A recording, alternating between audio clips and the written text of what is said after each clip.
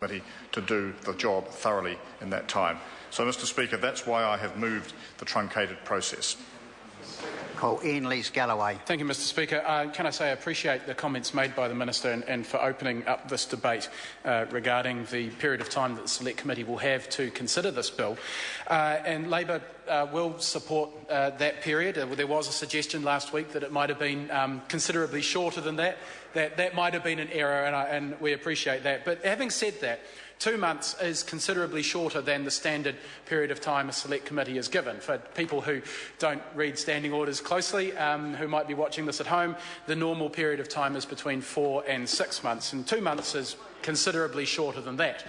And of course the reason given by the Minister is absolutely correct. We need to have this legislation completed before August this year so that those temporary bans issued under the amendments made to the Misuse of Drugs Act some 18 months ago are not allowed to lapse, and we don't see substances like products like Chronic, Spice, Dream, those sorts of things coming back onto the market. However, it is important to point out that completing the legislation before August did not require a shortened Select Committee period. It simply required the government to get on with the job an awful lot sooner than it has done. Now let's look back at the process that's been taken to get to here. This bill was introduced back in February this year. Now, some people say that took an awfully long time for the bill to get to the House, but the bill was introduced in February this year. If this had been a priority for the National-led government, if this government was organised and it thought that protecting children and protecting youngsters from the substances that are on the shelves that we think are not safe was a priority, it could have got itself sorted and got this bill through first reading a lot sooner than today. If Jerry Brownlee, as Leader of the House, was worth his salt and was actually able to organise his House and organise his government, then this bill would have been passed through first reading a lot sooner than today. If the National Whips over there could get their team organised, then this bill would have been passed a lot sooner than today. Mr Speaker, this is an important piece of legislation, and I actually reject the statement made by the Minister that the issues that people will want to consider at Select Committee will be narrow. In this debate alone, we have canvassed a range of subjects that we believe the Select Committee is going to need to consider. Plain packaging, display bans, in-store advertising. Order. No. Oh, well, I'm just... No. When I'm on my feet, there's silence.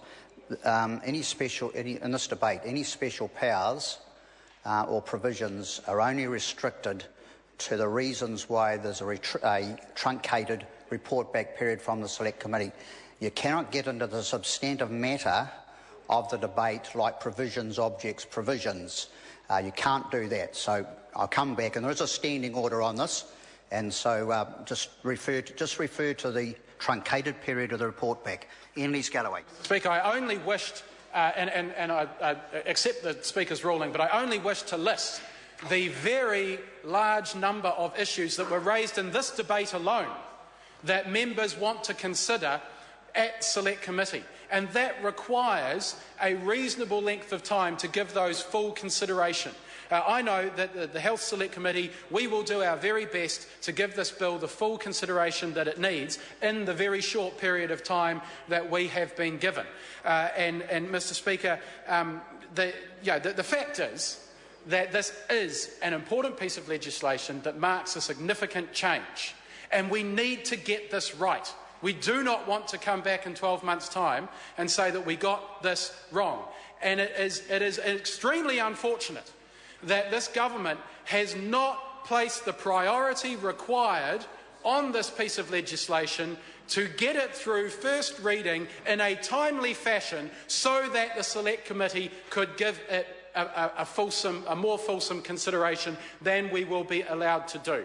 Let's be absolutely honest about this. The government has left this to the last possible minute. In fact, it's gone past the last possible minute and has had to not quite go around standing orders, but has had to use the full width of standing orders in order to allow the Select Committee to consider this bill. Mr Speaker, I think that is a very, very poor reflection on this government's priorities. And it is a very poor reflection on this government's ability to organise its own business. And it has been said several times in the last few weeks that this government is looking a bit shambolic. And this is just another example of the shambles that this government has become. And let's lay the blame squarely where it belongs. This one belongs to Jerry Brownlee. As Leader of the House, he should have been more organised. He should have prioritised this bill. It was introduced in February. We could have debated it back then. We could have got it to Select Committee, and we could have given the bill the time that it deserves.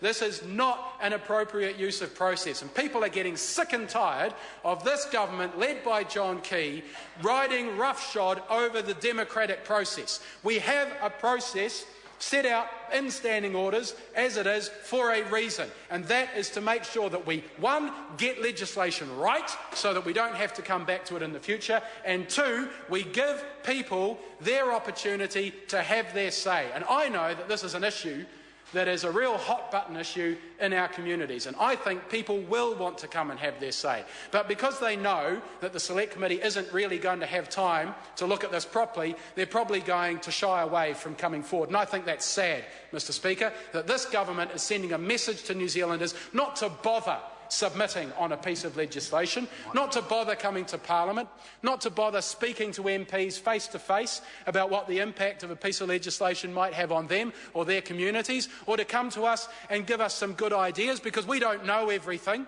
Some of us might like to think we do, but we don't know everything, and we should take advice from the public, and we should give the public the opportunity to come and speak to us about bills like this one. Mr Speaker, we don't want to be an obstructive opposition. We do want this legislation passed by August, because it has to be passed by August, so we're not going to get in the way. But I think it is important to point out why we have got into this situation. The reason is this government has not prioritised getting these substances out of our stores, and the other reason is that this government is a shambles and it can't get itself organised. Honourable Annette King.